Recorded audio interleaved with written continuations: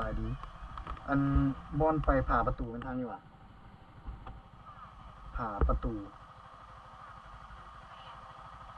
แม่นที่ อ่า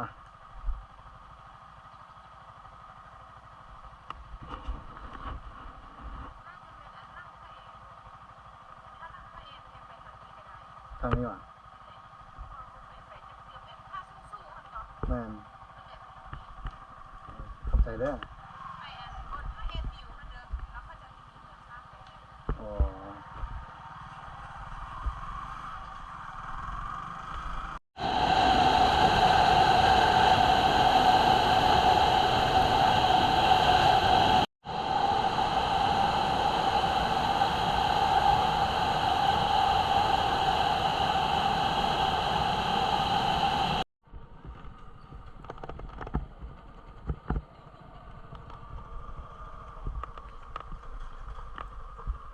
อ๋อ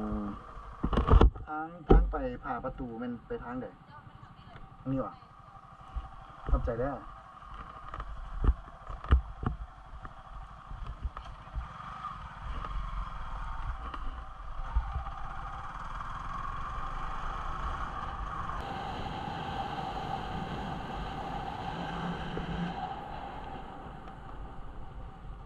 แม่ถามนี่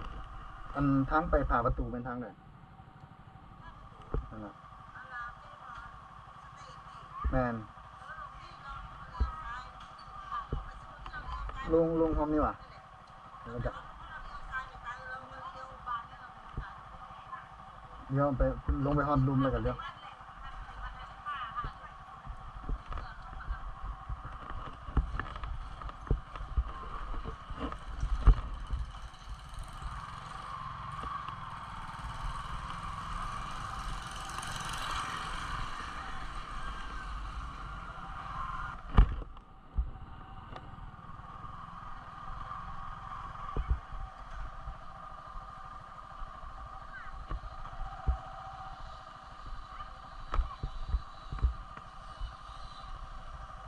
สบายดี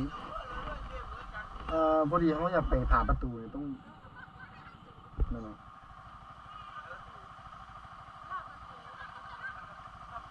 แมน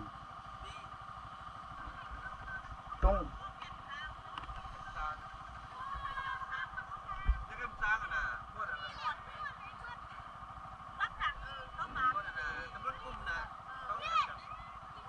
อยู่นี่แมนบ่แมนวะ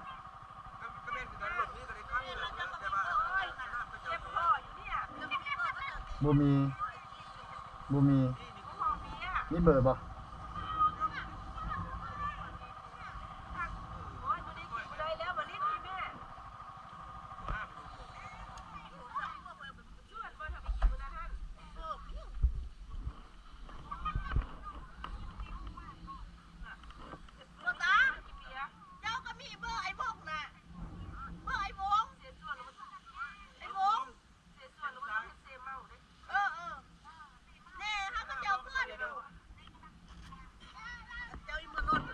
แมน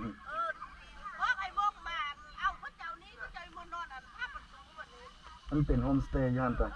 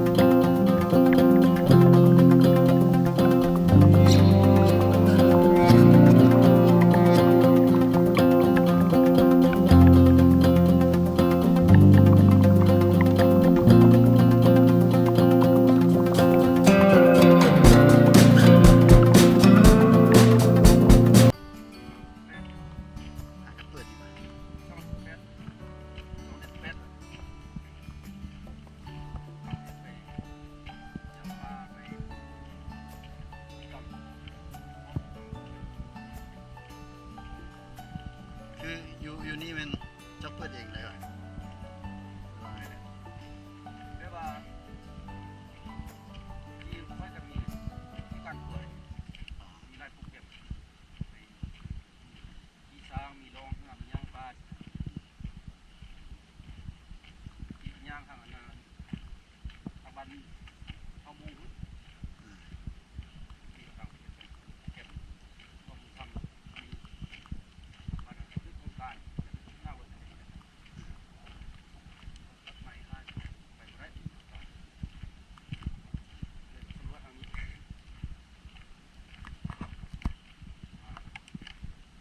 เป็นมันตั้งมาทั้งล้วนมาลิ้นมันมองลิ้นส่วนเหรอ เห็น สารกับของข้าใครตัว